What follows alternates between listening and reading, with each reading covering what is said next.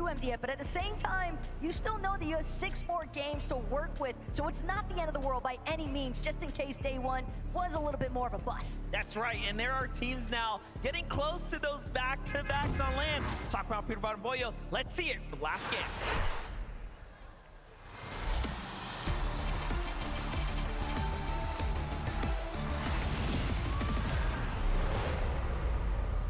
And just like that, we are back in it. Game number 6, day number 1. And Monster, we have seen some pretty crazy 50-50 off the drop, but again, taking a step back now, looking at a team like Pixie and Giannis landing at Redline Rig, and currently just fixated exclusively on trying to maintain the most optimal loot path possible. You know, what I'm really excited about, or what I'm happy about watching play out today, is that all the rumors were true. Everyone who said, I'm landing on this team, I'm taking that fight, they meant it. And they're showing up just like Power Alex and Worthy here, who take down Merstash for his 2nd game now, back-to-back, and Malabuka left in the courtyard here to run for himself. Worthy doesn't want to peek as he's got low HP, but so does Malabuka. Alex says, screw it, I'm going for it. Finds one tag, can he get the 2nd? Of course, he can, and he secures the dub there. Back-to-back now on the drop. Better late than never after all, and as far as the Power Boys are concerned, Alex and Worthy have finally woken up when they needed to most MDF, because first few matches of the day, certainly not going their way, but to close out here, winning it out over the likes of Malabuka and Merstash of all teams, that's a huge confidence swing. Very, very well played there, but hold up. I'm holding my breath for a second as Kovacs and Huddy have almost not learned any lessons as far as respecting Scroll and Sky are concerned. It seems like when they get the drop and they have the high ground, they are all action and no fear here. Last game they survived the drop, they made something good out of it, once again making it into the end game. It's very clear that if Huddy and Kovacs perform the same tomorrow, they're gonna be up inside that top 10 with a very hefty chunk of money, given that there is $2 million+ of prizing available here in the tournament. So much more to play for than just the bragging rights, of course. 6th place now for Kovacs and Huddy as we get the standings update. And look, the game that Sky and Scroll survived, though, they made something great out of it too. So these are clearly 2 very good teams. Without a doubt. More on that later on, though, because right now it's all about Clicks and Benno. They have full-on trapped Damo and Resigns inside of the tunnel now.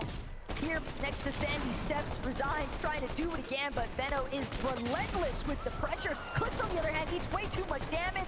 That could be so problematic. Damo and Resigns, they're going to manage to escape because Clicks has to fall back. There is no other option. They cannot afford to fall here. They are still maintaining a position within the top 10, but the fact that they've managed to fluctuate outside of top 5, that's a position that can be really difficult to come back from, especially when you remember tomorrow's 1.5 times point multiplier. Yeah, very scary now as tags come in from the distance as well here. Damo and the Resigns are starting to surge with confidence as they push off Clicks clearly, but Vino is there to defend. Now, Resigns looking back, not sure if there's a team potentially sneaking up behind them. You'd be right to assume so can't let his guard down just yet. There is danger lurking everywhere, and it looks like it's about to go down there for Damo and Resigns at the hill, but give it a second here. The other issue, though, that Benno and Clicks have now encountered, though, is that this exchange has drawn out for far too long. The launch pad positioning that Benno and Clicks like to try and set up for high elevation, try and look for some surge tags, it's going to be cut short. It's going to be stretched out for far too long. And other teams are now having the opportunity to make their approach instead. Peterbot Poyo already trying to converge onto this location. Forecast Tower in sight as well, potentially, but Aspect, Kazi, they've got to be careful. Lingering around Snooty Station, they don't want to get caught off guard, and sure enough, Peterbot Poyo, it's all about making it to the launch pad hill. They're on the high ground right now. If they just peek over, they'll see that there's a lot of opportunity below them starting to develop, but Peterbot's got his attention on the far eastern team here.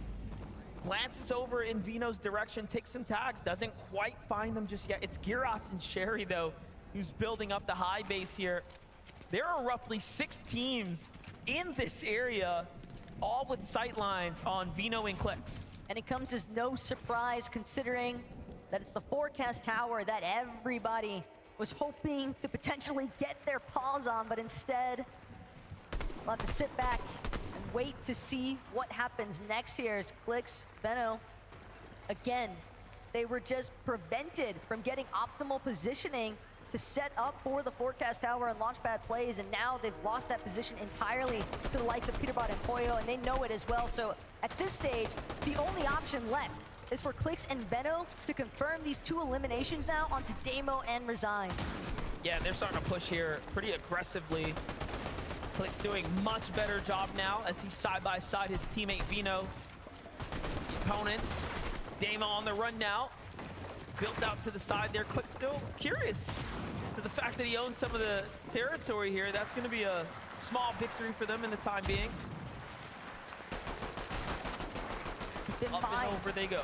this is where they had initially trapped Resigns and Damo, but at the same time, Damo managing to sneak around out back, but it's only because of the fact that Giras, Sherry, they have moved in to the vicinity. And now Veno Clicks, fully aware of the fact that there is just too many numbers surrounding them. It's too close for comfort.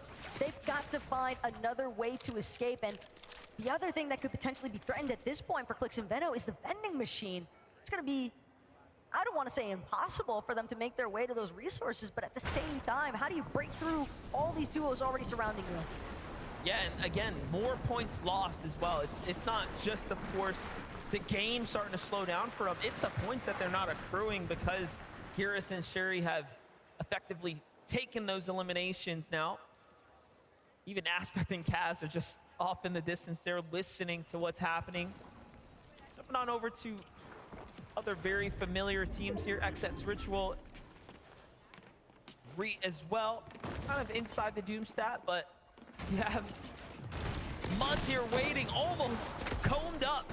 Slips out the side there. He's very fast. It's not going to make it easy by any means. Out the wall he goes, but it's a 2v1. What can you do? Reet takes him down without a sweat. I know it's really interesting to actually see Reet and Ritual clashing this early on with Epic Well and Muzz. A passing comment that Reet made in the player room last night was, you know, we missed out on a Cash Cup, most recent one. Epic Well and Muzz, they were able to get Mysterio uncontested and all the little goodies that he has to offer. And so, have to wonder now, you get a taste of that kind of power and you want to keep going back for it. So Epic Well and Muzz, that might be a fight that they find themselves caught up in for more than just today. Yeah, that makes sense too, right? You get that false sense of security, like, oh, Cash Cup went great. Let's Well, it was uncontested, right? do that again. You're feeling good. And then Reet and Ritual, though, there to remind them, no, this is still our territory. But again, it could be a clash of the Titans for sure. Well, Chicho and Trulux have continued to show us that they have what it takes to find their way up the standings here. They've really fought their way up the rankings almost unprecedentedly. No one saw it coming here. But when they make it into the end game, they're just an unstoppable force. You don't really know what to expect from them. You'll find them in the mid ground, sometimes on the height. And all of a sudden now, they are just there. Trulux and Chicho just have a way of kind of just going unexamined, essentially. Like, it almost seems like they have a very seamless transition from their early to mid to late game, and a big part of the reason for that is that they are just a team that is notorious. They go for the surge bases, they go for the reliable surge tag damage as well. They are just excellent at bottlenecking teams into a certain flow on the map, because wherever they surge base at, you know it's going to be an optimal position that's going to prevent everyone else from participating. And we did notice that they have the storm information as well, just given to us from that update there. So they know exactly where they need to be, where the next zones are going to be. Moving towards Vico, pushing in on Virgo. Not looking to let them have this for free, but there's an armored wall there, and Oh, he's serious about it. You know he's serious and he's willing to break this one down. Might be here for a minute.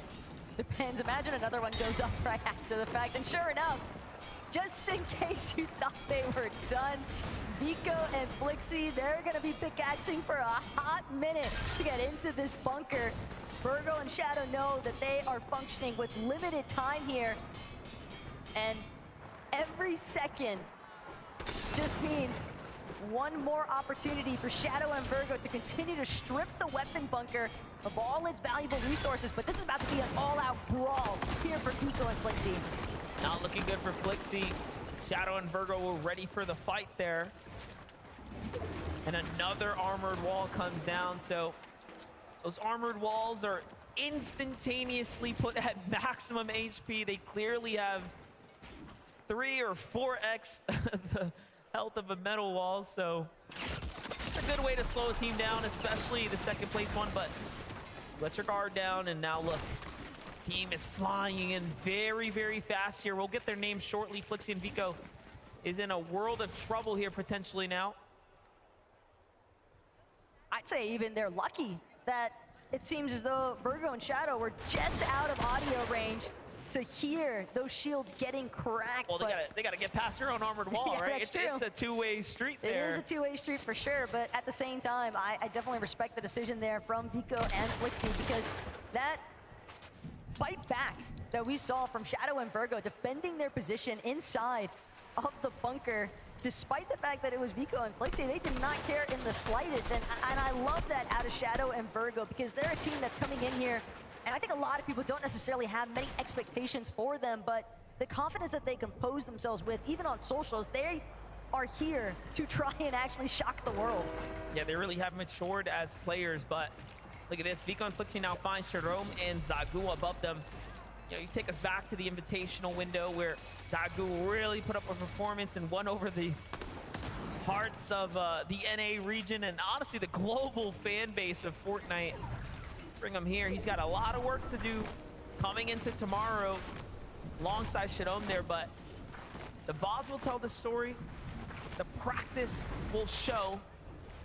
Vico and Flixie's preparation clearly coming out in spades here, as is Peterbot and Boyos, and we all know they're guided by the same person. But at the same time, you have such a strong day one performance. You got to be careful that you don't let that confidence transition into overconfidence. And Vico Flixie, I don't want to call it an overinvestment just yet, but they got a whole lot of nothing after investing a decent bit. I mean, they were practically max mats before leaving that weapons bunker position. They were trying to see if they could wait out Shadow and Virgo, but those two were not willing to budge in the slightest. And now Vico Flixie, they didn't have any other options but to leave in a totally separate direction after acquiring nothing out of it as well. I mean, I get it. You're feeling good, especially after the performance they've had today, but moments like that could be disastrous in day two. Yeah, definitely. And like you mentioned, it's surely confidence, right? Pushing in like that, but give it a minute here. Acorn and Cold now pushing Zagu.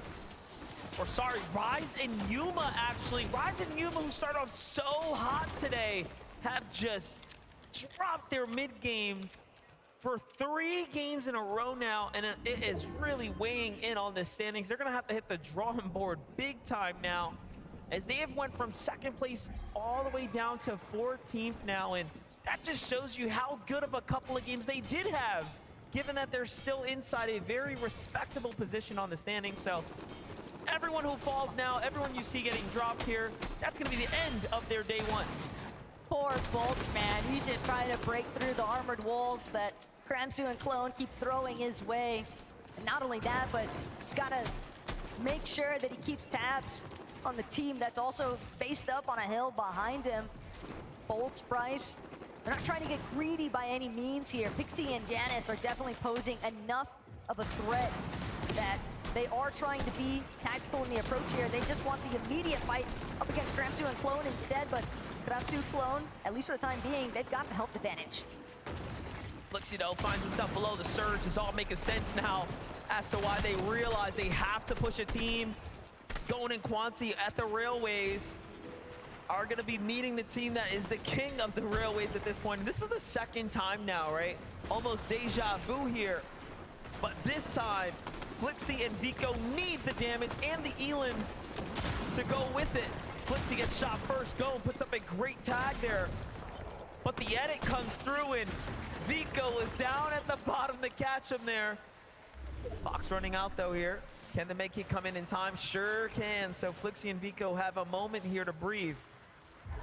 But again, this all kind of stems back to that bunker fight for me, MDF, because they spent so much time that now they are scrambling to try and make up for what was lost in the midst of it. Because they did not get the surge damage that they would have hoped for. They lost a decent amount of their resources, and now they're just praying that they can come out with even more refreshes after the fact. But they've got a long ways to trek through some of that storm as well. All the while, teams like Queasy, Thomas, a little box fight of their own up against the likes of Analex and Sato. And that really shows you the significant difference of having a strong early game start versus a slow one. When the surge turns on, it is really, really evident how far behind you can be. For Queasy and Thomas HD, they're kind of on that line as well. They survived the first hurdle, but this next one that they know is looming nearby, they will have to stomp past. Analex and Sato here have had a very difficult day one up against Acorn and Cold, only surviving the drop 3 of the 6 times so far, this being one of them. And now they're met with this almost brick wall, this force that is Queasy and Thomas HD. Meanwhile, Quancy ultimately does end up falling here, but not before claiming Vico and earning some points. And sure, there might be a chance for the reboot ban play to come into effect, but it's likely still going to leave Flixie and Vico sitting just underneath that storm damage threshold, if not even more so piling up against them. All the while, Peterbot continuing to claim as many eliminations as possible throughout the course of the day. These guys have been leading the charge here. Peterbot goes for another one. Oh it just doesn't seem like Analex was prepared in the slightest.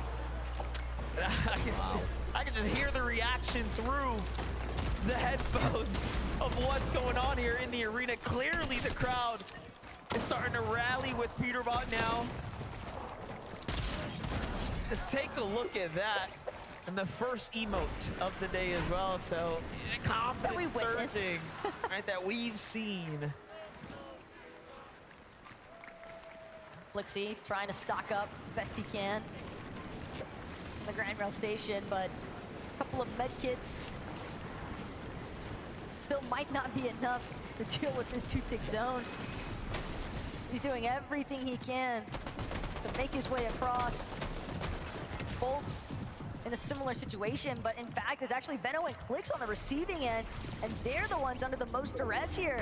Veno, he's got a little bit of shield, but underneath that damage threshold, their final lobby of the day is not gonna pan out the way they were hoping. 9th place team in trouble.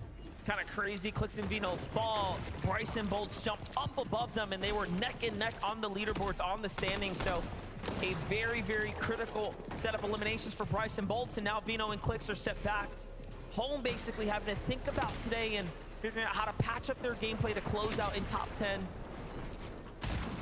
performance for tomorrow. But Bolts and Bryce heating up in the back half of the day here. They almost had that victory royale last game, dropping the ball there, which again, to me, I didn't expect it. I really thought Bryce and Bolts had that in the bag, had it secured, but Boyo was just incredible with the angle finding. Hold up. Acorn and Cold now find Hiras and Shiri. They've almost fouled each other from the south side of the zone somehow, swinging all the way here to the north side. At the same time, though, they need to find some closure on some of these box fights. Spinks, Dukes, just all a couple boxes away. Thought they were a little bit closer. It's actually going to be Batman Booga and Rapid who are directly next to them. Siyun and Kadu, though, they don't waste any time. They immediately aggress into Rapid's box. They're going to find one elimination there already. Batman Booga struggling with the surge as well, trying to do what he can to play for the medkit, but he won't get the chance. Taken down by the last surge tick. The Elim credit is going to go to Bolts, given that he did the last bit of damage there, but in the end. Now there's a lot to worry about here. Siyun and Kadu obviously looking to fight back because they need a little bit of damage as well. Kato's gonna fall there. Siyun's gonna fall as well. This is to the hands now of Dukes and Sphinx. Where do they come from? Dukes showing up here to jump into the fight out of nowhere. It's incredible how quickly they were able to close the gap between themselves. They overheard the box fight commotion, and they knew that's their prime opportunity to strike. Bolts as well, finding Felixi, the dominoes effect. They started off so strong here with the forecast availability as well, and yet find themselves eliminated way outside of where they'd hoped to be. And Thomas and Queasy, this could be a huge moment. I'd say everybody inside of the top 5 even. We're looking at Trulex and Chicho, Cold and Acorn. But again, all eyes on the Queasy and Thomas HD currently. They've been doing a fantastic job skirting their way through these seeds. All I can think about is that Peterbot and Boyo are starting to run away now, having a chance here to really take the lead on the scoreboard. Second place is down and out. Queasy and Thomas HD have to stay in the running now to keep this one close. Meanwhile, look who's running their way on up. Sphinx and Dukes from the back of the line, starting to skip and hop their way to the front here somehow. Bolt still getting active. Nicely done. Finds Zagu. A big elimination for him there. Armored Wall comes out to protect his flank there. The problem, though, is that Bolts has likely been recognized as a solo. That reveal medallion definitely in range for Peterbot and Pollo, and they're the ones that were shooting from behind alongside Cooper and Kanata. Bolts, he was already running low on his material count, even transitioning to this point, and now his final 10 builds, hoping that he can scramble into something, anything. Finds a couple more just laying on the ground, but he's been marked yet again. The pressure just continues to bubble in to his builds. That's the best part about it, is he just keeps getting marked every time he finds a new spot. That's so depressing. And everyone's like, oh, a solo. It's Bolts just trying to work his way through. Back to the armor walls he gets, though. Very nice here. And it's obviously Peterbot and Boyo. Like, they are just almost toying with him at this point. They could have pushed at any given time if they wanted. Look at the duality of the loot that they are functioning with. Queasy as well. He's actually got no builds. No build. Queasy is just running it at this point. These walls might not even belong to him. Thomas HD in a similar position, trying to climb up over. See if he can find any kind of elimination. At this point, a refresh is the only option. Queasy found one. Look, he picks up the Elim, gets a little bit of mats there, splits it with his teammate, but the shots are coming in from the front side now. Has to burn what little bit that he picked up just to stay alive right now, and they are nearing the top 15, the next threshold there. Down he goes, all up to Thomas HD now to keep the dream alive, to earn as many points as possible here. But what is humanly possible when you barely have anything to work with?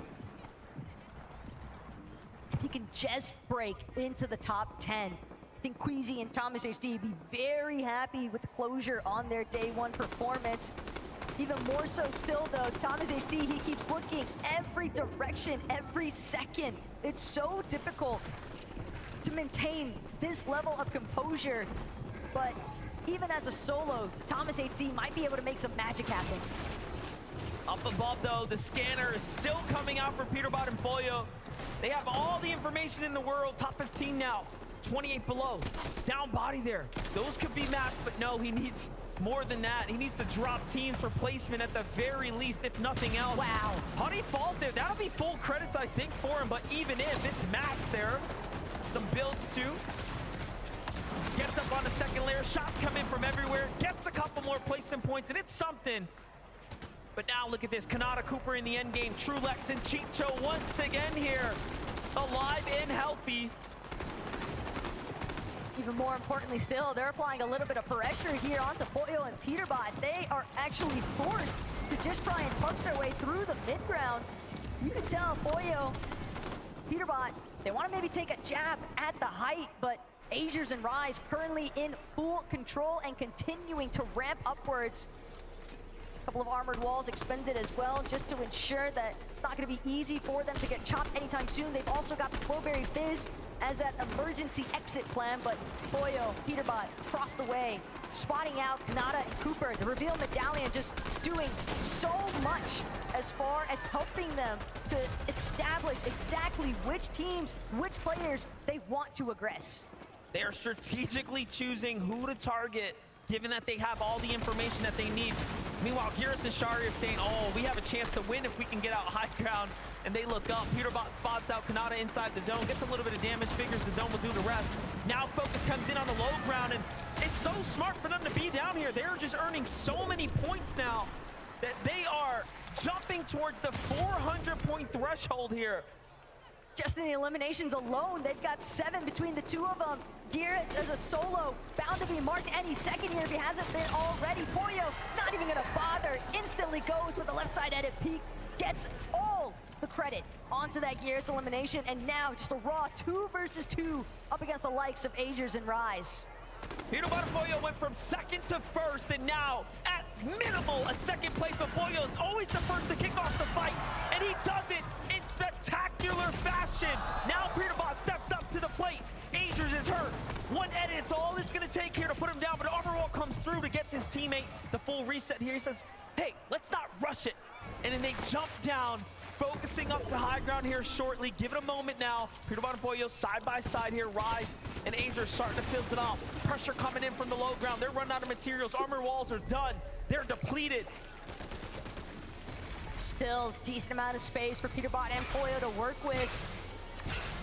Keep in mind, Wow. Pollo also still has those 4 armored walls, but as far as the health bar is concerned, Peterbot, Pollo, they are fully in the driver's seat.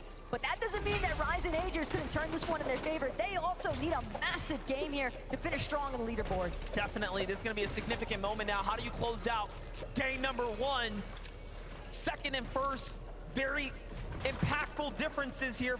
Peterbot and Pollo start to swing their way up. They get the angle that they're looking for. Pollo, once again, doesn't quite find it. Peterbot's hurt, though. It's a low ground attack.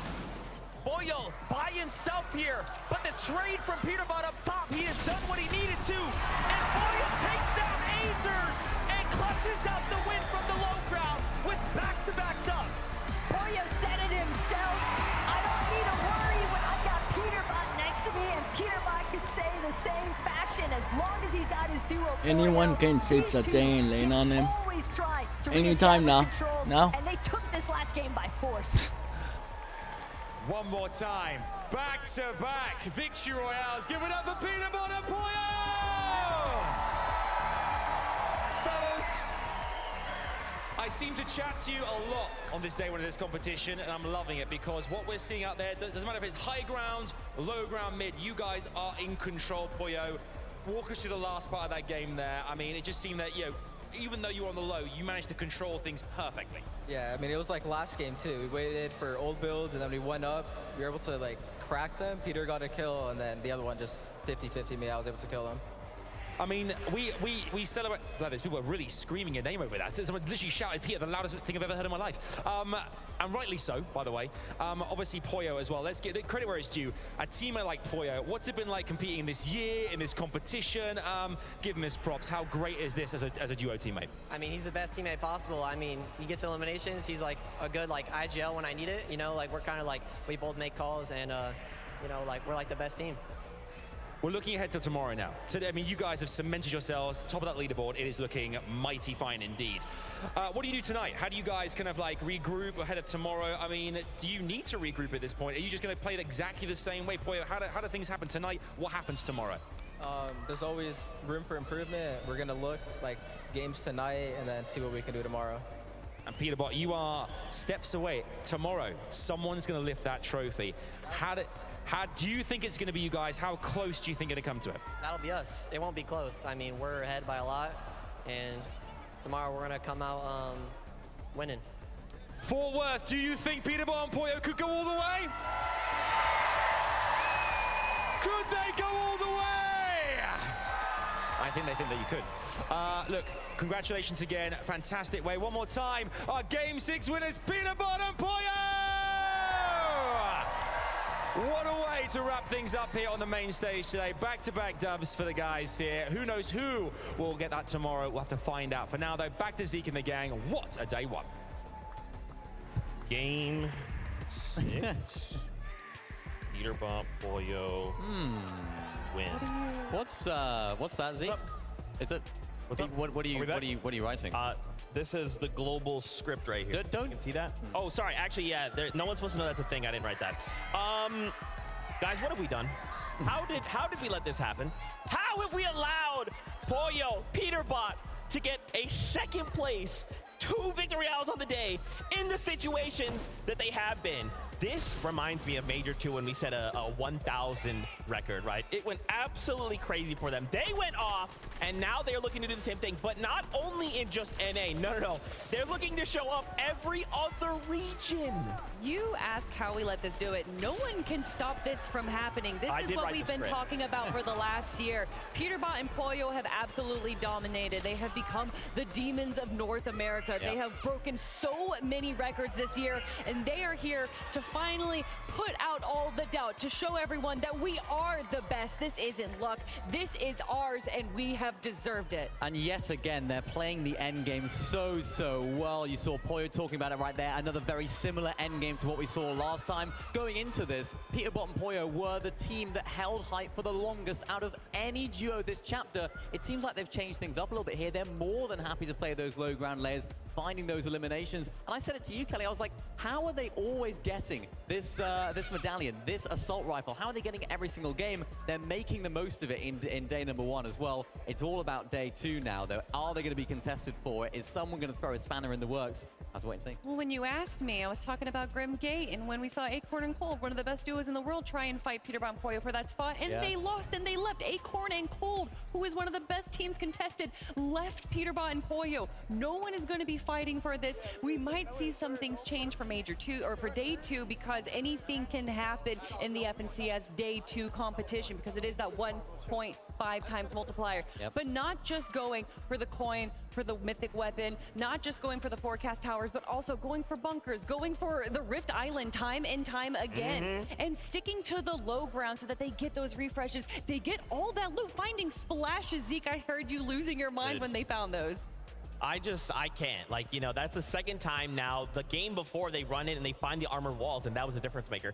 Here, they find the splashes in a situation where they're thinking, okay, we've cracked them. They're on whites. They're out of shield. And then they're like, yeah, splashes. We're both up to 200 again. Good luck. We have a listen in from that game-winning moment. Take a look. 20, 40, dead. Okay, spray this. Give me coin. No, I don't think we look for a kill. Okay, yeah, it's fine. Wait, let's just 120. Dead. Chill. Ready? Body here. I'm done. Chugs, get the chugs. Where? Chugs. I have 6, bro. 6. Nice. I got ammo. Take. Reload your guns and stuff. 80. I'm dead, probably. 100 bolt one. I'm not giving my body. One dead, I killed one. One, spray out. Dead, let's bro, go! Let's go, bro. You're the best, baby, let's go! We're the best players in the world on my life. Let's go. Man, just an unbelievable performance here in day number 1. And again, this isn't just like a major, and this isn't just a major self-contained to its own region. This is the peak of Fortnite. This is the toughest lobby we should see ever, right? 6 regions, the very best of all regions. And yet Peterbot and Pollo are performing like this. Mini Miner, I'm terrified going into day 2 and a 1.5 times multiplier. Yeah, and I'll tell you who isn't terrified. Peterbot and Pollo. You saw it right there in those comms. Just when you watch them play, it looks so hectic. It looks so crazy. It looks like they're having an absolute madness on the comms. We do a listening right there. Very calm. Pollo's doing such a great job at listening to Peterbot. You can tell he's sort of the more vocal player in the duo, and the comms are so precise. It's something we don't really get to talk about too much because we don't get to listen in too often online and stuff like that. But just the art of communicating is so understated, and for these guys, they do it so well. Every single thing that they say is containing some value. Oh my gosh. No. Wow. That is a 150-point lead for Peterbot and Pollo. 45 eliminations. That is 18 more than any other duo on this lobby list. I want to point this out, and I know you guys at home aren't in the stadium and you can't see this. All I did was just do a quick 360 to just look at the faces of the people in the crowd, and they all had the same reaction. No. No, there is a 150-point lead going into tomorrow. And all they have to do is just keep doing exactly what they're doing. And those points will start to add up. They'll start to get out of control.